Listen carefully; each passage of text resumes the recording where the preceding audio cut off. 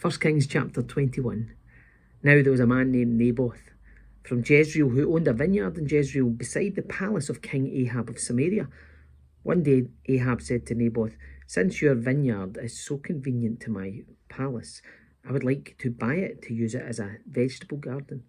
I'll give you a better vineyard in exchange, or if you prefer, I'll pay you for it." But Naboth replied, "The Lord forbid that I should give you the inheritance that was passed down by my ancestors." So Ahab went home angry and sullen because of Naboth's answer. The king went to bed with his face to the wall and refused to eat.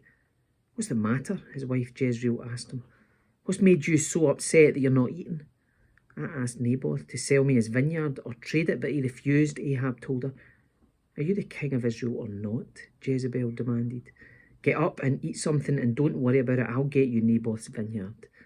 So she wrote letters in Ahab's name, sealed them with his seal, and sent them to the elders and other leaders of the town where Naboth lived. In her letters she commanded, "Call the citizens together for fasting and prayer and give Naboth a place of honour, and then seat 2 scoundrels across from him, who will accuse him of cursing God and the king, then take him out and stone him to death." So the elders and other town leaders followed the instructions Jezebel had written in the letters. They called for a fast and put Naboth at a prominent place before the people. Then the 2 scoundrels came and sat down across from him, and they accused Naboth before all the people, saying he cursed God and the king. So he was dragged outside the town and stoned to death. The town leaders then sent word to Jezreel, "Naboth has been stoned to death." When Jezebel heard the news, she said to Ahab, "You know the vineyard Naboth wouldn't sell you? Well, you can have it now, he's dead."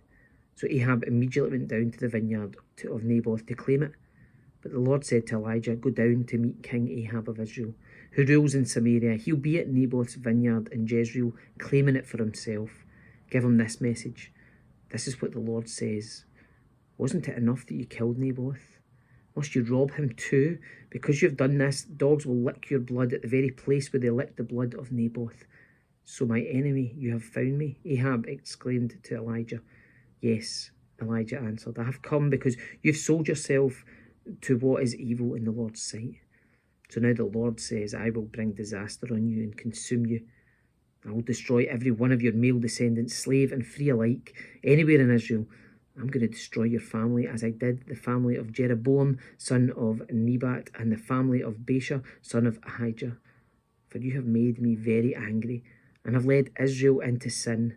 And regarding Jezebel, the Lord says, dogs will eat Jezebel's body at the plot of land in Jezreel. The members of Ahab's family who die in the city will be eaten by dogs, and those who die in the field will be eaten by vultures." No one else so completely sold himself to what was evil in the Lord's sight as Ahab did under the influence of his wife Jezebel.